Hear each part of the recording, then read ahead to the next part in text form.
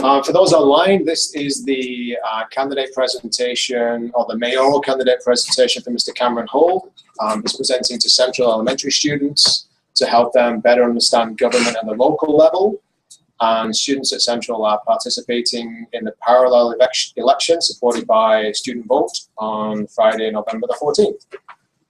So, Mr. Hull, welcome to Central Elementary. Thank you, Mr. Lister. Thanks for taking the time to help our kids better understand local government and help them realize that part of being a good citizen is to, when they get to the age of voting, to have their voice heard.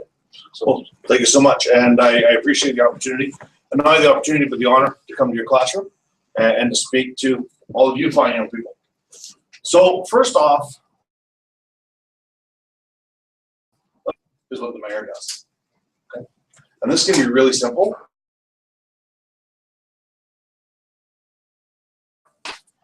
It's right here, responsibilities of the mayor. And where this comes from, this is law. And where this comes from is something called the community charter. So there are certain things that a mayor must do. They are, provide leadership. We're going to get into a little bit about what those are, provide leadership. The second one, and I'm going to start this one with a question.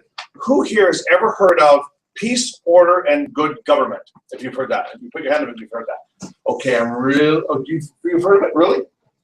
Yeah. So what is that? Where did you hear it from? I think I heard it once, but I think I forgot. Hey, that's fine. And you know what? I just didn't remember. Hey, there are almost 40 million Canadians in this country, and I'm willing to bet you 39 million of them thought too. They've heard it once, and it really meant nothing, because what they did is they heard things like life, liberty, and the pursuit of happiness, because we watch too much American TV. That is the preamble to the American Constitution. But in Canada, all we want is peace, order, and good government. At a civic level, that's the mayor's job, to provide that peace, order, and good government. That's a big one for me. The other thing is I communicate information to council. So council is made up of the mayor and 6 members of council. Those are your representatives to the city. And yes, even though you're not a voting age, they are your representatives. They're everyone's representatives. From a newborn baby born on election day to the oldest person in town. The mayor has to preside over meetings. Do you know what that means, to preside? Am I speaking above you a little bit? Okay, preside means they run the meeting. Okay, so it's not a big free-for-all. In much the same way that Mr. Lister presides over the classroom, the mayor presides over council meetings in very much the same way. They provide on behalf of council, and this is an important distinction too, direction to senior staff. So does anyone know what that means? Any ideas? So yeah, what do you think it means? Okay. What it means is a lot of people think the mayor can just walk in, you do this, you do this, you do this, and that's all there is to it. It doesn't quite work that way. The mayor has to have the backing of the 6 people on council to say, this is what council would like you to do. Engineering department, council and I, we need you to do this. Parks department, we need you to do this. Public security, meaning the RCMP and others, we need you to do this. But the mayor doesn't do that alone. No one works alone in this world, and the mayor definitely is one of those people that doesn't. They have to also establish standing committees. We have a number of committees in the city that look after certain things like public safety. We have one for the rural part of our community, a youth one. The mayor sets up those committees and ensures that they're run. The mayor doesn't run them. Like I was on the public safety committee. The mayor wasn't on it. It was one of the council people. There were actually 2 council people. And they're on it and they run it, but it's the mayor that sets those up. And the other one, there's basically 2 basic ones here. Reflect the will of council, and I've talked about how that's done. And also they must carry out other duties on behalf of council. So if council said, Mr. Mayor, we would like you to go to Vancouver and talk to the mayor there. I'm driving down Highway 1 going to Vancouver. It's those sorts of things. Now, there's two in there that are really important to me. The first one is making sure we have, I just lost my place. The first one is leadership. We must have good leadership. And that's what I'm going to bring into what I bring to the table. I am a Canadian Armed Forces Reservist. I'm an Army officer. I've been doing that now for 12 years. And my job in the Army isn't to tell soldiers to go take that hill. My job in the Army, and I'm going to put this very clear because you're some of the older students in the school, my job is not to tell soldiers to go die. That's not what I do for the Army. What I do for the Army is I have a group of young people, your age and older, that I work with in order to do all sorts of things for our community. So I have a group of, the last task I had a group of 40. So I have 40 teenagers that don't have to be there. They can walk away whenever they want. I have their parents, which for the most part equals 3. 3 for every young person. Because of course with step parents and those sorts of things, it's usually 3. So now we're talking 60 odd parents. I worked with 3 city councils, one of those being a First Nations band, departments of those cities, 5 NGOs or non-government organizations, all moving these 40 teenagers, 35 to 40 teenagers, all in the same direction, which is kind of like herding cats. You have to have a certain skill set and a certain level of leadership in order to move that many people forward, especially people who don't have to be there. So those sorts of things. I work with youth, as I say. I also provide lay leadership, and lay leadership means I'm not ordained in the church, to both the United and the Presbyterian churches over the years. I'm on the board of directors for the Downtown Business Improvement Association, helping to make our downtown a better place. Before my current job, I ran a waste business. I had 15 employees.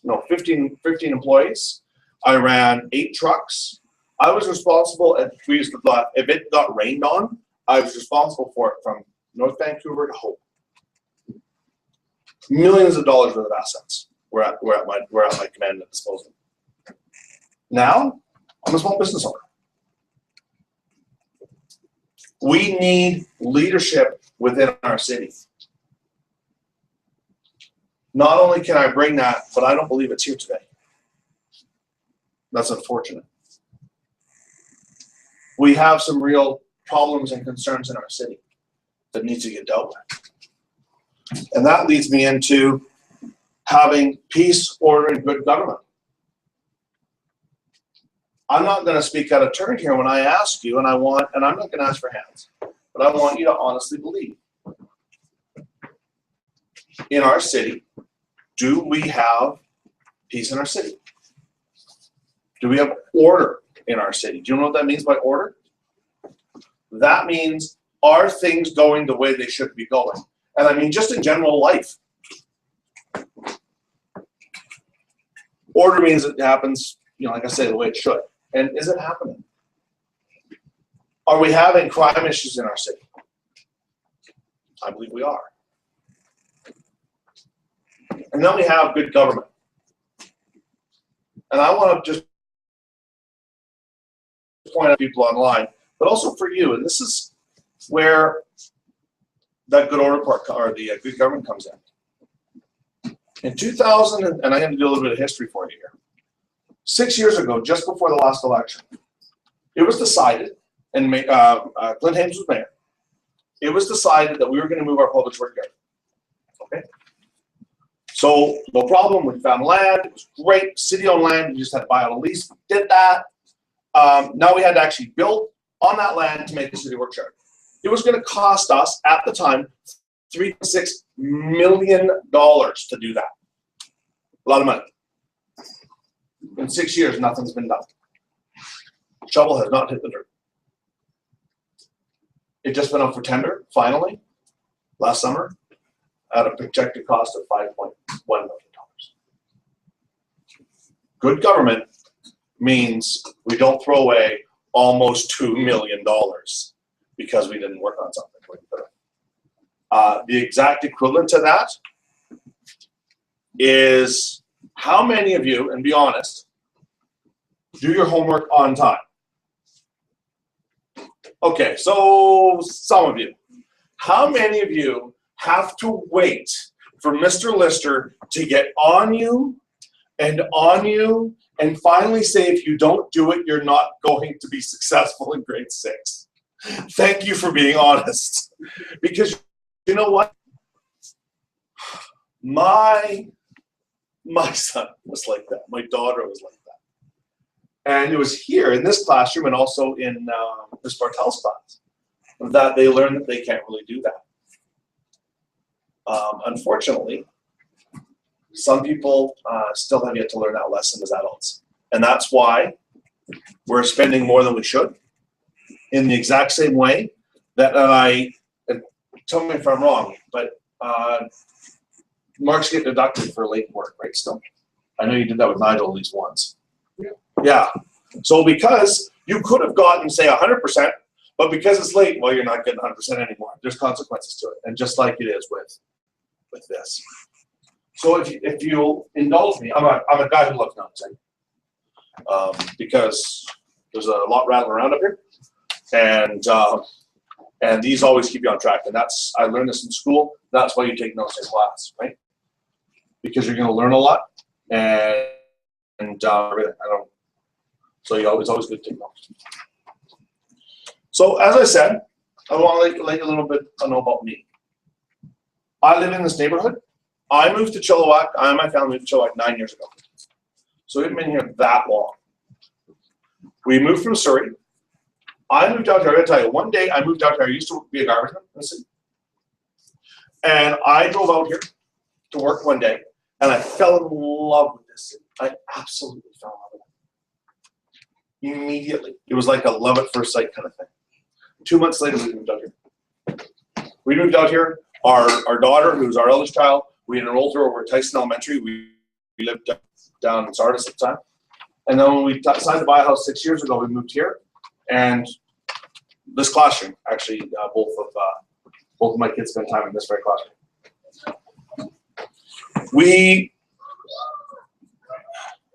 I have always been about serving others. That's where I come from. That's what drives me. As I said, I was a Canadian Army Reservist. I was a City of Vancouver employee. I was a QP 1004 shop steward. For those that don't know what that is, those are the shop stewards are the people who look after other union members within your union, leadership role within a union. I volunteer with local youth. As I said, I provide lay leadership and also a member of the downtown BIA, the board. And really, this opportunity has given me a chance to serve my community yet again. I believe that Chilliwack's at a crossroads. I grew up in Surrey. I've been half around the world and back. And I have seen where cities are sitting on an edge. I've seen some fall, go down the wrong path. And I've seen others do it 100% correct. I want to see that Chilliwack's doing it 100% correct. But there are a couple things that we need to do, and there's 5 of them in particular. We need to build on our past. And what that means is some of our heritage buildings need to stay up. I want your grandchildren to be able to see buildings in this city and know this is where they come from. I'm not saying every building, but I want them to have an understanding that there was something here before they got here. This city is over 100 years old. We should reflect that. We need to be careful stewards of our environment. There are plans currently to build a toxic waste facility on the banks of the Fraser River. I have said over and over again that I oppose that. Some will call it a recycling facility. Let's be clear, they're not recycling paper. They're recycling mercury and PCBs. I'm going to ask that you look at a history class in the 1970s to talk about PCBs and the dangers that they have. And there's a movement afoot to put that on the banks of the Fraser River. If there is a break, if there is an accident, if there is a breach, I cannot imagine the devastation to one of the greatest rivers in our country.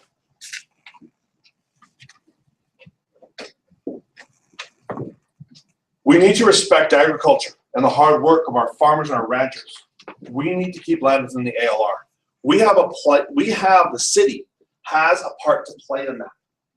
Now there's a whole lot of legislation and legalese that goes around it. But basically the nuts and bolts of it is this. The agricultural land reserve is run by the province, but the city has the opportunity to say one of three things when it comes up. We recommend it, we don't recommend it, or no comment. The city's current policy, right off the bat, is to say no comment. To me, no comment says I don't care. I care. And then the city then has the opportunity, if it comes out of the ALC, the Agricultural Land Reserve, the LR, to rezone it. Rezone it how they see fit. So the city does have a part to play in that. We need the opportunity to flourish. We must continue to work with our partners to continue to grow our city. We need to attract business and investment to Chilliwack. That investment is your job. It is what you're going to be doing when you're 20 years old, when you're 40 years old. It's giving you the opportunity to stay in this town where your parents, perhaps your grandparents, perhaps your great-grandparents, perhaps so far back in the past that I can't even see it. There are roots in the city. I want it that you can stay here too. With that, we need to keep our infrastructure going so that we can provide for that growth. And here's a neat little fun part about that too. We don't. For example, in the city of Vancouver, where I used to work, sewer lines last about 100 years.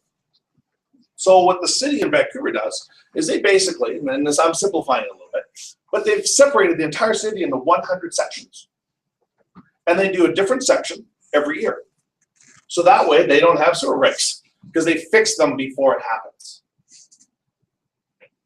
Some have said that fixing roads is like fixing your roof. So when it leaks, you fix it. And I say no. You fix it before it leaks. Because I know how old my roof is, and I know my roof lasts 20 years. So at 19 years, I'm going to replace it. Because my house is too important. The city is too important to allow the roads and the sewers to decay. So we have to keep them up. So that is a little bit about me. That's a little bit about where I see the city, and that's a little bit where I see what the mayor does. So do you good folks have any questions at all? 5 questions, guys. So introduce yourself, and then try and be as loud as you can with your questions, so that the people on the other end of the magical internet can hear.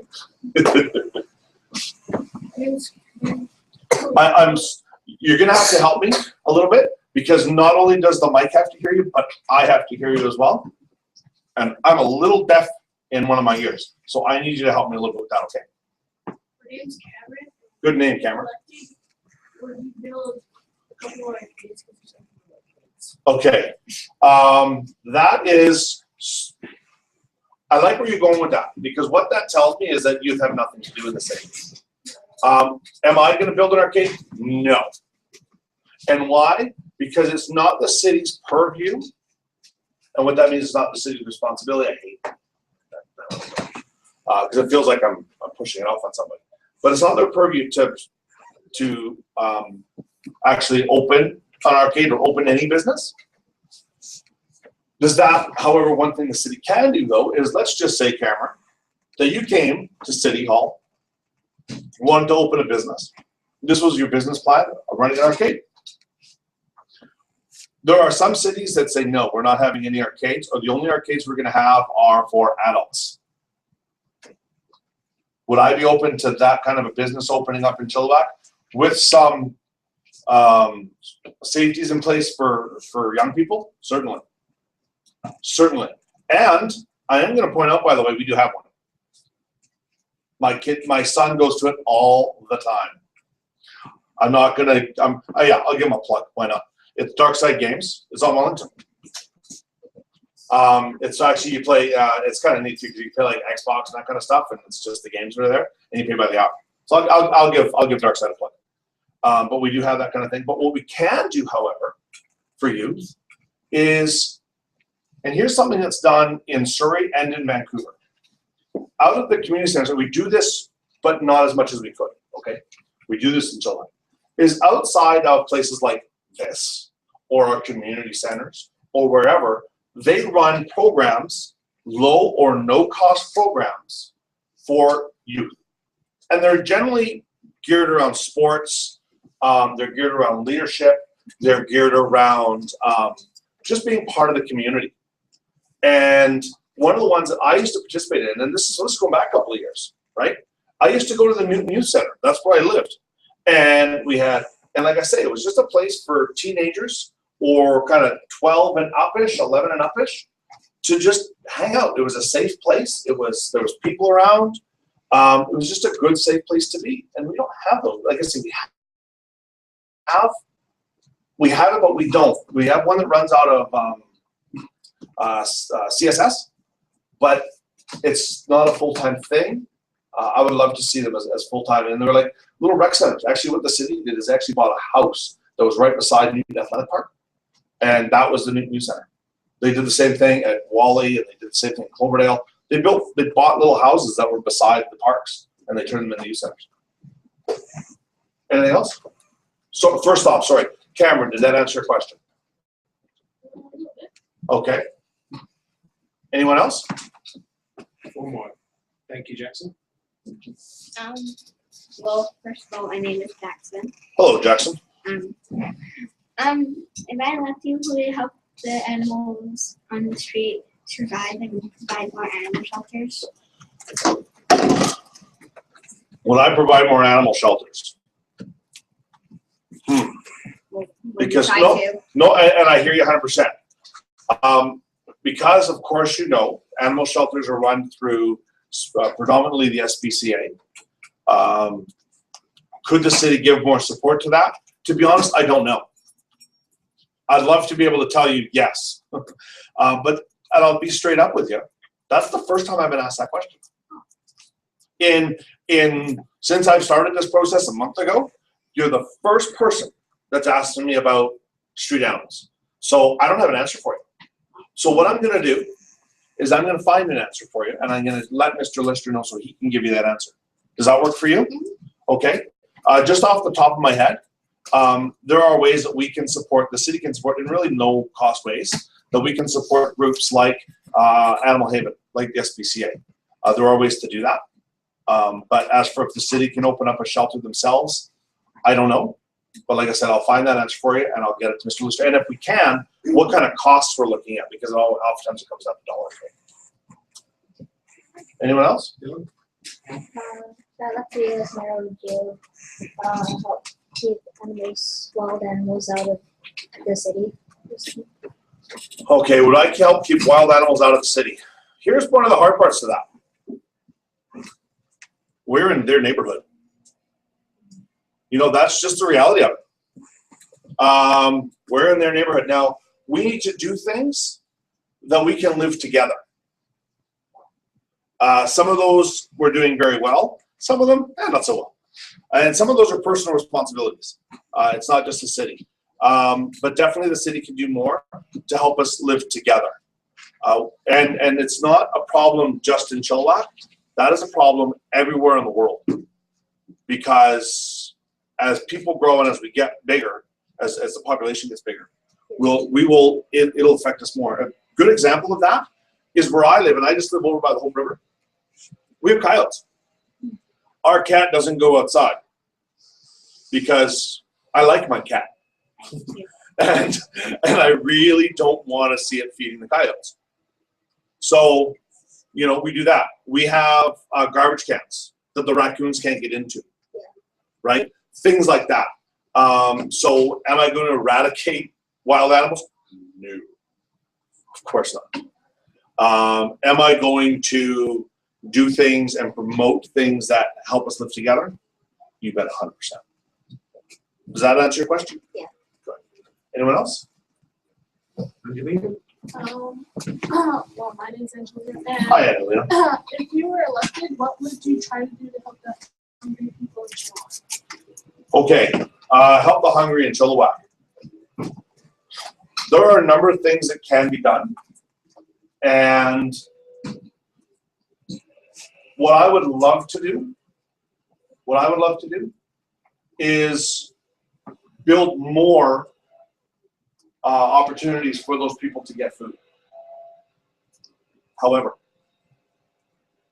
that is a provincial responsibility. So what I would have to do, instead of just going out and building, is I would work with the provincial government to ensure that people are properly being fed. We have a growing problem, not just in our province, just in our city, in our province. And we have to address the reasons why people aren't eating enough. And of course, the number one reason is poverty. So then we have to ask ourselves, why is there poverty? And one of the reasons we have poverty is we don't have enough jobs or enough training. So the city can definitely be a part of that. The city can partner with the school board to offer adult education classes in this building, which we do to some extent, but we need to expand that. And I mean no cost adult education. The city needs to do more to bring more jobs into the city so that people can work. And then here's another part of it. We need to make it so people can get to those jobs. Right now, currently, if you lived up here where we all live, and you all live in the neighborhood, I live in the neighborhood too, and you had a job, and let's say you got a job along Yale Road, you know what I'm talking about here, Yale Road West, just off the freeway there, or over where they're doing, or you got a construction job, and all those construction sites just off of Lickman Road, you couldn't take a bus to work. You couldn't. There isn't one. You'd have to walk the whole way to work. And there are many people that are doing it, but why can't I make it easier for someone to get to work? I should be able to do that. So I would have to bring BC Transit to the table and provide opportunities for those people to get to work. So when you talk about issues of food, it becomes a lot more than that. It becomes about poverty. It becomes about jobs. It becomes about accessibility to those jobs. It becomes all of those things. Now, as an advocate for our city and providing that the order part, it's providing for that. And so, yeah, definitely, I would talk to anyone who will listen and make up actual, real solutions to our problems in terms of food. And we have so much, but yet some have so little, and I can't get past that experience. Does that answer your question at all? Yes. Good. Okay, one last question. So we have the hand up over there. No more questions? Okay. Mr. Hull, on behalf of Central Elementary School, I just want to thank you for your time in helping kids understand local government a little bit better than they did yesterday. So I really appreciate it. No worries. On Friday, November the 14th, the kids will be honoring the student vote. Oh, fantastic. And participating in a parallel election. That will look similar to what people over 18 years of age will be doing the next day. So we'll funnel our results to you, and so you can compare the results. And so, on behalf of Central Elementary, let's give a round of applause, please.